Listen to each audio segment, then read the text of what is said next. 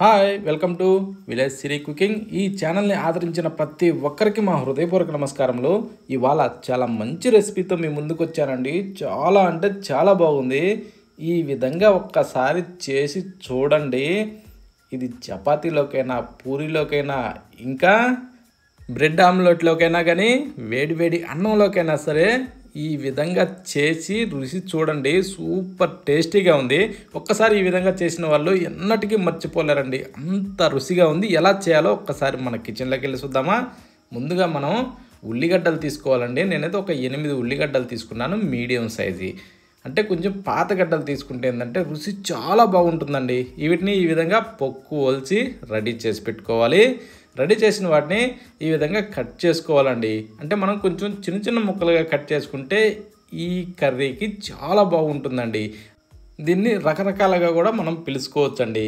Onion bhurji అని అనుకోవచ్చు, onion fry అయినా అనుకోవచ్చు, ఆనియన్ కర్రీ అయినా అనుకోవచ్చు. ఇలా ఏ పేరుతో పిలిచినా కానీ దీనికి సూట్ అయ్యే విధంగా చాలా బాగుందండి. ప్రతి ఒక్కరు ఈ విధంగా ఖచ్చితంగా ట్రై చేయండి. కానీ ఆనియన్ ముక్కలను మాత్రం ఈ టైప్లో చిన్నగానే కట్ చేసుకోవాలి. అది కొంచెం పాత గడ్డలు తీసుకోండి. పాత గడ్డలు తీసుకుంటే ఏంటంటే కొంచెం తీపిగా చాలా బాగుంటాయండి. కొత్త గడ్డలు ఏంటంటే కొంచెం కారు వచ్చి తినడానికి కొంచెం ఇబ్బందిగా ఉంటుంది. ఈ విధంగా కట్ చేసిన ఈ ఉల్లిగడ్డ ముక్కలన్నింటిని తీసి ఒక ప్లేట్లోకి వేసుకోవాలి. ఓకేనా. ఇప్పుడు ఏంటంటే మనం ఆనియన్ కర్రీ ఎలా చేయాలన్నది కొంచెం పరీక్షగా చూడండి. కానీ ఈ టైప్లో చేస్తే మాత్రం టేస్ట్ సూపర్గా ఉంటుందండి. మొదటగా మనం ఈ టైప్లో చిన్నగా కట్ చేసి రెడీ చేసి పెట్టుకోవాలి. రెడీ చేసిన వాటిని తీసి పక్కన ఉంచేసి ఇప్పుడు స్టవ్ ఆన్ చేసుకునేసి స్టవ్ మీద ఒక ప్యాన్ పెట్టుకుందాం. ప్యాన్ పెట్టిన దాంట్లో కొంచెం అంటే ఒక 3 గంటల దాకా నూనె వేసుకోవాలండి. ఏంటంటే ఈ ఆనియన్ ఏంటంటే ఫ్రై కావాలంటే కొంచెం నూనె ఉండాలి. దాన్ని కొంచెం వేడెక్కనిచ్చేసి ఇప్పుడు తాలింపు గింజలు ఒక టేబుల్ స్పూన్ వేసి వెల్లుల్లి రెమ్మల్ని ఏంటంటే కొంచెం మధ్యలో ఒక చీరన్లో వేసుకుందామండి. అంటే మీద ఉన్న పొట్టులు తీసి కొంచెం పెద్ద సైజు గడ్డల్ని పాయల్ని ఇలా చీరన్లో వేసుకునేసి కొంచెం వేగనివ్వాలండి. వేగిన దాంట్లో ఇప్పుడు ఒక 2 లేదా 3 ఎండుమిరపకాయలని ఇలా ఇరిసియన్లో వేసుకునేసి ఇప్పుడు వాటిని కూడా లైట్గా అలా వేగనివ్వాలి. వేగిన దాంట్లో ఇప్పుడు కట్ చేసిన ఉల్లిపాయ ముక్కలన్నింటినీ అందులో వేసుకోవాలండి. వేసిన తర్వాత కొంచెం కిందకి మీదకి తిరగేసుకుంటూ వీటిని బాగా మెత్తబడనివ్వాలి. ఓకేనా. ఈ ఉల్లిగడ్డలు ఏంటంటే మనం వేగనిచ్చేటప్పుడు మరీ గోల్డెన్ బ్రౌన్ కలర్ అంత రానియకూడదండి. ఒక మోస్తరుగా మీడియం సైజులో రావాలి.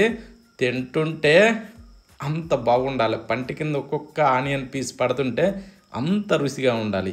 అందుకోసమనే దీన్ని కొంచెం జాగ్రత్తగా గమనించండి ఎలా చేయాలన్నది. ఈ టైప్లో కొంచెం మెత్తబడ్డ తర్వాత ఇప్పుడు 4 రెమ్మలు కరివేపాకు దూసి వేసుకునేసి రుచికి సరిపడా సాల్ట్ వేసుకోవాలండి. సాల్ట్ వేసినాక ఇవి మగ్గటానికి పసుపు ఒక సగం టేబుల్ స్పూన్ వరకు వేసుకోవాలండి. ఇప్పుడు ఆనియన్లో ఉప్పు పసుపు 2 పడ్డాయి కదా. ఇప్పుడు కాస్త ఇలా తిరగేసుకుంటూ ఉంటే ఇవి సింపుల్గా మగ్గిపోతాయండి. కాకపోతే మంట హైలో పెట్టద్దు, కొంచెం మీడియం లేదా లోలో అడ్జస్ట్ చేసుకుంటూనే వీటిని మనం బాగా వేగనివ్వాలండి.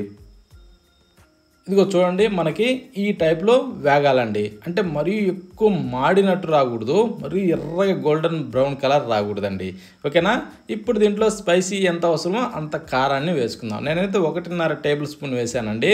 కొంచెం ఎక్కువ తక్కువ కావాలన్నా కూడా వేసుకోవచ్చు, ఇబ్బంది ఏం లేదు. ఓకేనా. కానీ ఈ ఉల్లిగడ్డలు ఏంటంటే కొంచెం తీపిగా ఉంటాయి కాబట్టి పాత గడ్డలు, అందుకని ఆ మాత్రం స్పైసీ ఉండాలని చెప్పేసి నేను 1.5 టేబుల్ స్పూన్ వేసాను. అప్పుడేమవుద్దంటే ఆ తీపికి కారానికి రెండిటికి సెట్ అయ్యి తింటుంటే చాలా బాగుంటుందండి. ఈ టైప్లో కారాన్ని కూడా బాగా వేగనివ్వాలి. ఓకేనా. ఈ టైప్లో కారం వేగిన తరువాత ఇప్పుడు మనం ఏం చేద్దామంటే మీదకించి 4 రెమ్మలు కొత్తిమీర అలా చల్లుకోవడమేనండి. ఓకేనా. చూడండి ఎంత సింపులో ఈ ఆనియన్ కర్రీ చేసుకోవడం. దీన్ని ఆనియన్ బూజీ కూడా అనొచ్చు, ఆనియన్ ఫ్రై కూడా అనొచ్చు. ఈ విధంగా చేసుకుని ఒక్కసారి వేడిగా చపాతీ చేసినా పూరీ చేసినా వేడి అన్నంలోకైనా సరే ఇలా దేనిలోకైనా సరే ఒక్కసారి ట్రై చేసి చూడండి. వరబ్బా ఎంత బాగుంది అనకపోతే అప్పుడు అడగండి. ఇంకా ఏంటంటే ఈ టైంలో దీంట్లో కోడిగుడ్లు కొట్టి బాగా ఫ్రై చేసి తిన్నా కూడా సూపర్ టేస్టీగా ఉంటుందండి. ఎందుకంటే నాన్ వెజ్ తినని రోజుల్లో ఈ టైప్లో చేసుకోండి, రుచి అద్భుతంగా ఉంటుందండి. సేమ్ ఎగ్ బూజీ తిన్న ఫీలింగు మీకు రాకపోతే అప్పుడు అడగండి. అంత బాగుంది, ఎవరూ మిస్ కావద్దండి. చాలా బాగుంది. ప్రతి ఒక్కరు ట్రై చేయండి.